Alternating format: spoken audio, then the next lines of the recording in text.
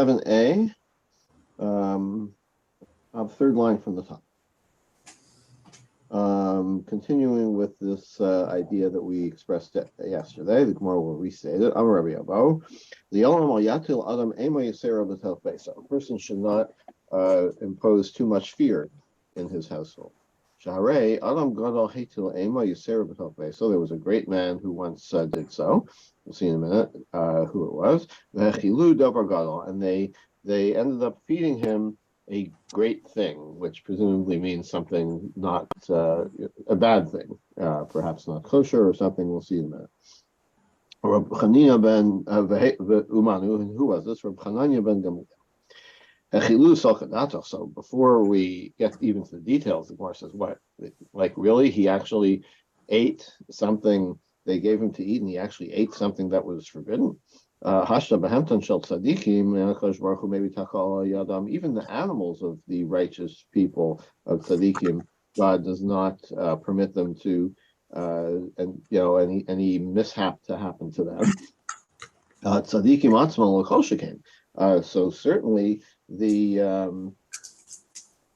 story in the Gemara about the donkey of Rav Pinchas ben Yair, who all kinds of things happened, so that because he wouldn't eat produce that didn't have master taken from him. So certainly would not allow the actual tzaddik himself to eat something inappropriate or forbidden. It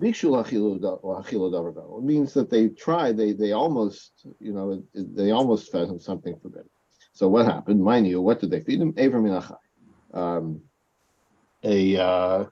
A limb from an animal that has been taken while it was still alive. So, presumably they had an animal that was to be shechted, and some limb was severed, and then they shechted it anyway. And so even though the animal may have been kosher, the limb that was separated beforehand was not. And if they were afraid to tell him what happened, then he asked for the leg or whatever, and it was Eivim Minachai.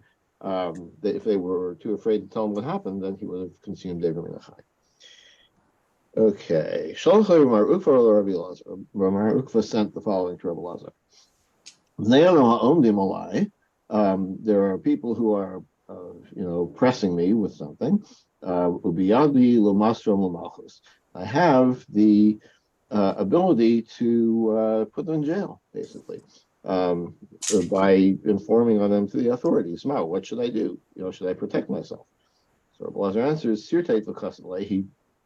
remember yesterday we were talking about how if you quote at least 3 or perhaps 4 words from a verse in the Torah, then you have to score the parchment so that you have neat lines before you write it. So he scored the parchment, and he answered as follows. Amarti Eshmar Adarachai Mechato Bilshodi Eshmar Lafi Machsom Ba'od Rasha Vadagdi. The verse says that I will protect myself, guard my ways from sinning with my tongue. I'll put muzzle in my mouth even while the Rasha stands in front of me. Afal Pisha Rasha Nagdi, meaning even if I'm in an encounter with a Rasha, with a wicked person, Eshmar Lafi Machsom, I will still I will guard my mouth, I'll muzzle myself. In other words, like, no, you shouldn't inform on this person. Shalachle. So he answered, it's really getting worse. And I can't bear it anymore. Shalachle, he sent back, Dom Lashem v'hischolalo. Wait silently for God and pray for him, long for him. Dom Lashem.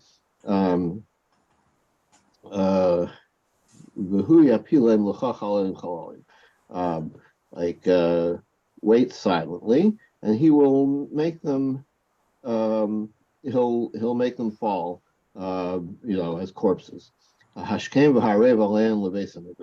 you should do is, rather than inform on them, you should study more. Right? You should get up early and go to the base medrash and stay there late. Then calling Malayim, and then they'll go away. This response had just left Rabbi Elazar's mouth, and Sanu Ligniva Bekolar. Then Geniva sounds like the thief, but maybe it's the name of the person who was tormenting Marukwa.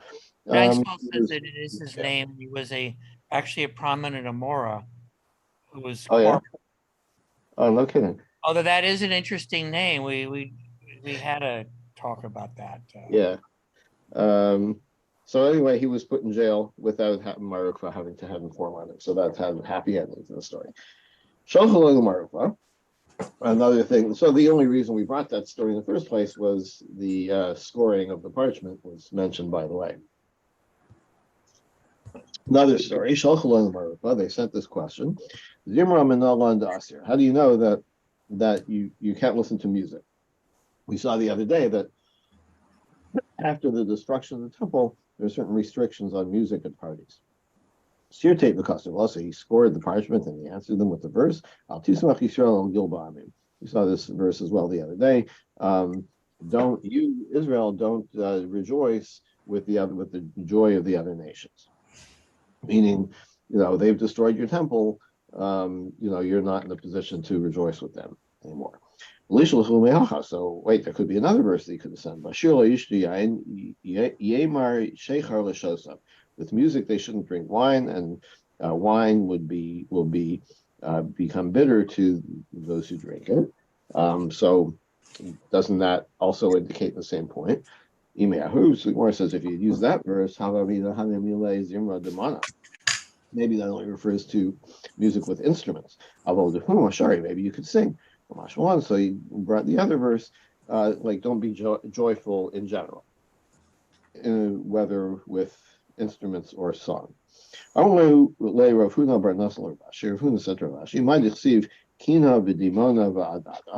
Now, this is a verse in Yoshua, which among many, many other such verses is mentioning towns that were conquered by Yoshua.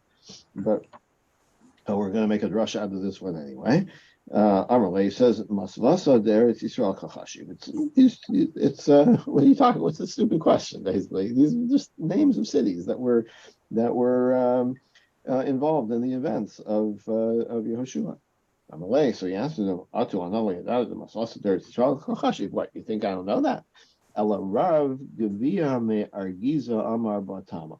Rav Gvia from Argiza actually had it was a leading question. I actually have a good drasha for this, even though the plain meaning is obviously names of towns, but I have a good drasha. Kol sheyesh lo kina al chavero v'domem, anyone who's jealous about his friend, but he or he could be angry about against his friend, but remains silent nevertheless. Shochin aliyad also lo din. The God who is the Shochein Adayad, who is reigns forever, will do judgment. So this Kina v'dimana ba'ada are words which trigger this kind of homily. Amalei, so he said, the Sansana. Okay, here's another verse with names of places. Achinami. So what's the drasha for that one? It's like he's saying, like this whole enterprise is silly, right? Unless you can always find the drasha for these names, why pick one and then the other? Amalei, yes, I can. You have a Rav Gavia, mi be Argiza. If Rav Gavia from Argiza was here, Havam or Beltama, he would find something, right? He said, okay, I don't know, but this great darshan, he no doubt he has an answer to your question. Ravacha mi bechoza amar Bahachi. Ravacha did have an explanation for this verse of Tziklag umadmana v'sansana. How did he find meaning in it? Kol misheshlo tzakas legima. That's the Tziklag. If a person who has a complaint al chavero on his friend v'domem and he's quiet, shochin basneh osalodim. So the sansana is a reference to the sneh, the bush, the burning bush. God came down to the burning bush to speak to Moshe. So that God will judge him.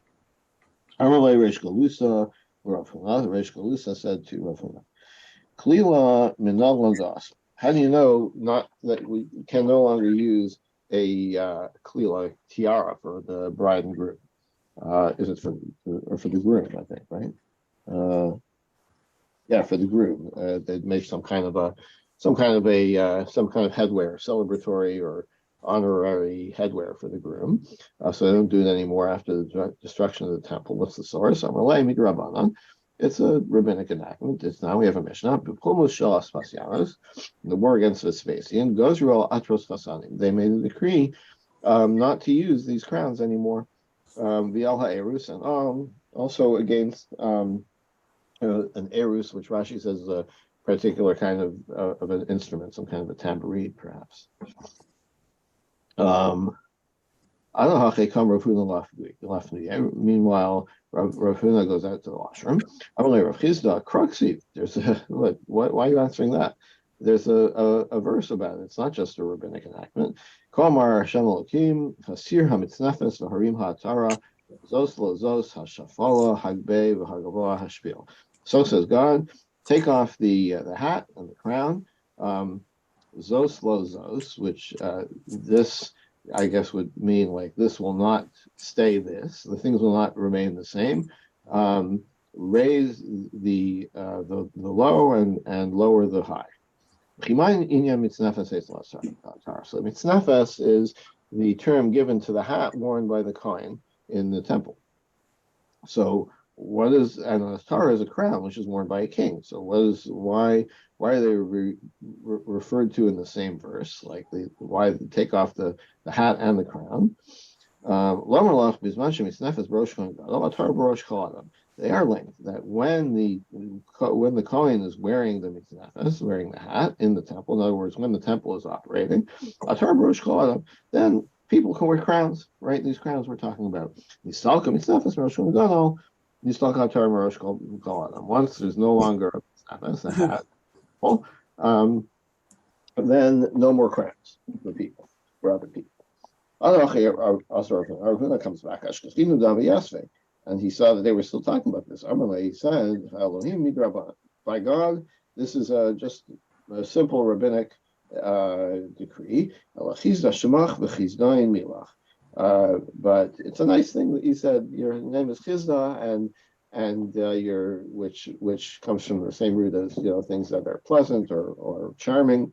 And so your name is Chizda, and what you're saying is very nice.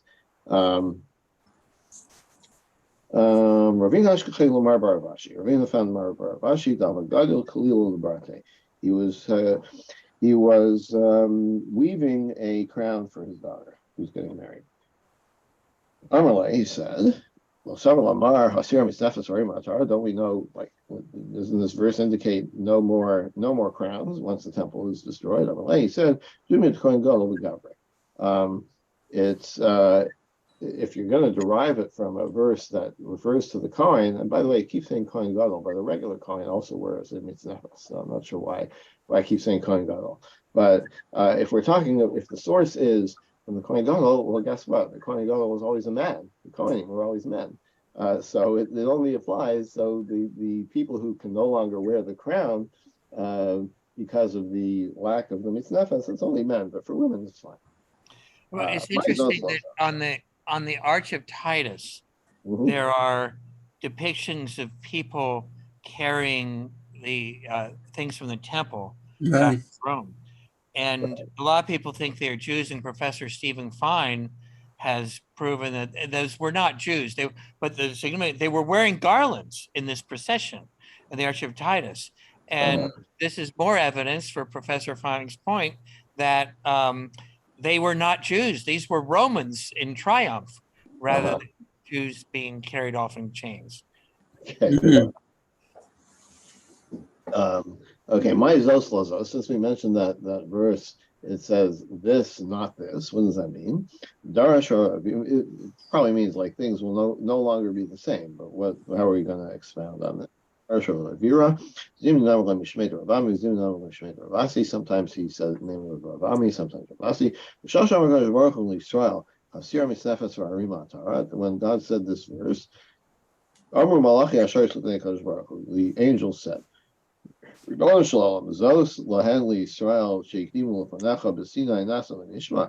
this the what do they deserve this? The Israel who Nasa v'nishma at Sinai. This is what they get. So he said, Lozos and Israel. Then God responds with Lozos, not so. Shishbilu Hashem Gavoa, and Higbiu as Hashafal. It's like they're not this. Like don't refer to their glory days. Refer to recently when they have lowered the high one, meaning God, and they have raised the low one, meaning a idol. So put an idol in the temple, basically. So don't tell me how great they are. They're definitely deserve their punishment. Similar statement by Ravira. What is the meaning of the verse?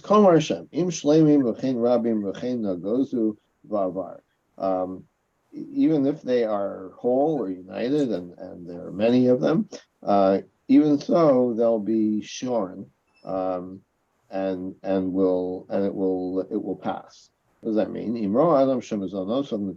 If a person sees he has limited means, he should still give charity. Certainly, if he has a lot of opportunity, a lot of wealth, he should give tzedakah. So what is the end of the verse? They'll be shorn off and will pass. A person who shears his belongings, his wealth, and gives charity. Avar means he will pass by the fires of Gehenna, and he won't suffer from them. It's a parable of two sheep that were crossing a river or a body of water. One was shorn and the other was not. The one that was shorn had no trouble walking through the water. The one that was heavy with wool, the water made it too heavy and was not able to pass. So the same thing is like shear yourself of your wealth and give it to tzedakah, you'll pass through the trials of Gehenna. And then the verse continues, I've punished you. Amar Mar Sutra, even someone who's being punished, in other words, someone who's suffering from poverty, should still give some tzedakah. Lo an echad, and it continues, I will not punish you. If you do so, then you won't. You will not be poor anymore. In the Yerushalmi, there's actually a provision where the communal authorities define how much you have to give to the charity fund and collect it. And Rambam posits that if you don't want to do that, you get flogged. Okay. Rabbi Yehuda Omer, Mirakim Mizrach, Mirakim Kamizrach. So the Mishnah said, for the purposes of Gittin, what are the boundaries of Eretz Yisrael? So Rakem is the eastern boundary, and Rakem itself is outside of the boundary, and so on. And the same with Akko for the north and the other place, Ashkelon for the south. So what, you're telling me that Akko is outside is like north of the land of Israel? Raminu, I'll ask you a question. Person is going north from Akko to Kziv, which is further north. So you're going north, so to your right is the east. Anything on the right is, once you pass Akko, is considered Eretz Amim, is considered the outside of Eretz Yisrael, and here Tmea, and it has the rule. So as you know, we have a rule that the land outside of Eretz Yisrael is considered Tameh. So you're walking from Akko to Ksiv. On your right is considered Chutz La'aretz, outside of Israel. And agriculturally, it's also outside of the land of Israel. You don't have to take tithes.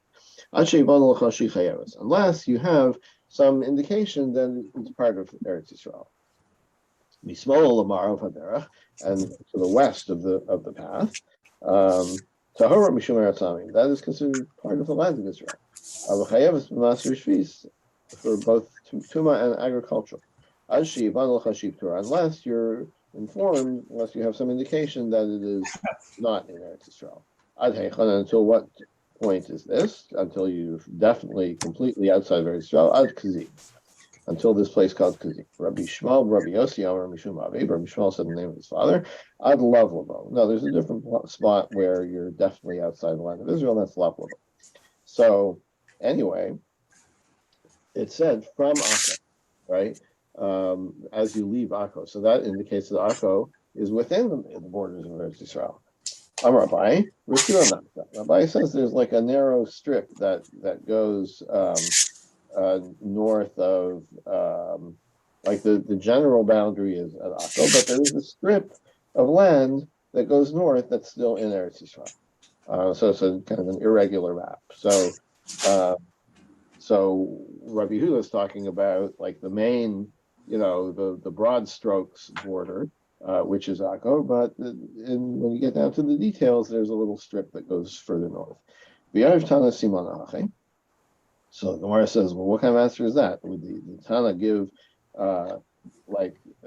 is that the criteria he's used, like to determine the borders of a little strip? Like if you're going to include Akko, that means you're getting really detailed about the borders. The Gemara says, yeah, in Pranami Avisimana, not only the Mishnah does that, even the Torah does that. This verse in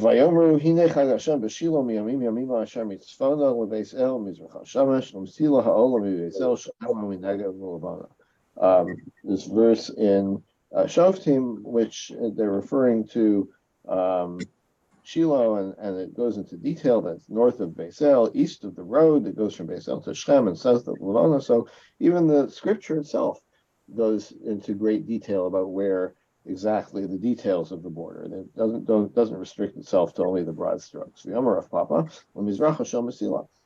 that verse means is the east of the road was Shiloh. So this road, which is a narrow strip, is being used as a landmark.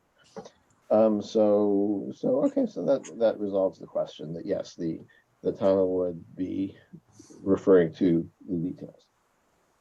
Okay, so now we're returning to the idea of B'fanei Nichtav B'fanei Nachtam, that bring a get from outside of the land of Israel, you have to testify that you witnessed it being written inside.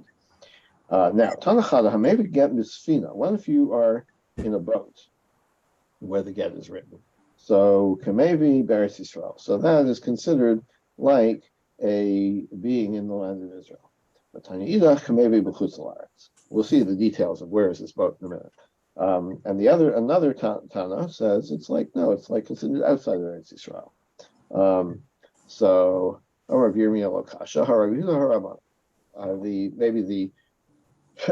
the distinction is based on the a dispute between Rabbi Yehuda and the rabbis. It's not. We have a Mishnah.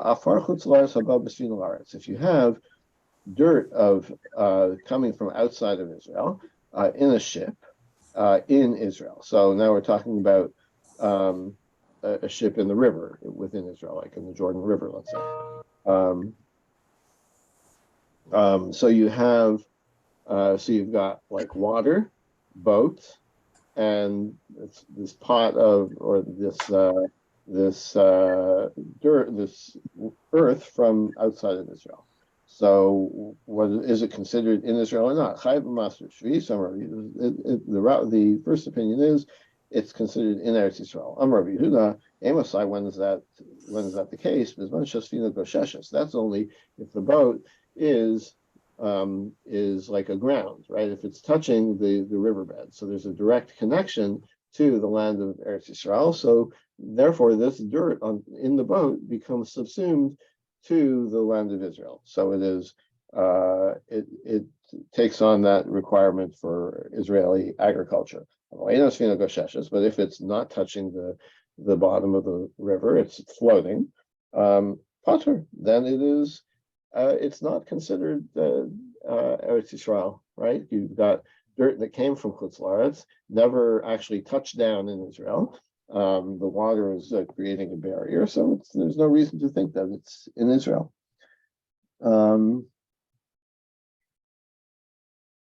Abai Amar, no, Abai says that everybody agrees that it's not, if the boat is floating in the water, then the dirt on top of it from Chutz La'aretz is still Chutz La'aretz. Well, kasha, but the difference is as follows: Kan bizman she'en hasfina gosheshes, kan bizman hasfina gosheshes. The difference is when was the get written? When was it when it was touching the riverbed or not? So so even if the boat now is floating, but when it was written, it was touching Eretz Yisrael. So that's why his opinion is it doesn't require B'fanei Achtam. Amar Rav Zera. Rav Zera says, "Atzit hanakuv munach al gabi yisevas." If you have a pot, a flower pot that has a hole in it, so usually we say if the pot has a hole in it and it's placed on the ground, so it's connected to the ground. So any rule about the plant in it is like it was planted in the ground. But what if it's suspended in midair, so it's not touching the ground? It's on some kind of peg. So there's airspace between the bottom of the pot and the ground. This is relevant to the dispute between Rabbi Yehuda and the rabbis. In other words, same idea, right? If it's touching if the boat is touching the riverbed, then it's connected. If it's suspended in the water and not touching the riverbed, then it's not touching the ground. Amar Rabbi Lohi. Rabbi says maybe not. Maybe that only applies to a boat. Because a boat, is not stable. It's gonna float away, right? It's just the fact that it's touching the ground now. Maybe it's not a fast connection to the ground because it's going to float. But maybe a flower pot, it's not going to get up and walk away. Wherever you put it, that's where it is. So maybe it's more connected to the ground. Or you could say the other way. Maybe the rabbis would only say that it is connected to the ground in a boat where there's no air in the middle. So sure, it's floating in the water, but maybe water is more like the ground, right? So maybe it is connected, but because water it's like it's like water in the air. The dirt has water in it too, right? So there's like more water, whatever. The water is different than the air. Well, but when there's air space between the pot and the ground, maybe we would say no. Maybe we would say that is not a connection, so it's not the same argument. Okay, we'll stop here, and David will pick it up tomorrow. Thank you, Dov. Have a good day, all. Thank you. Yasher Koach.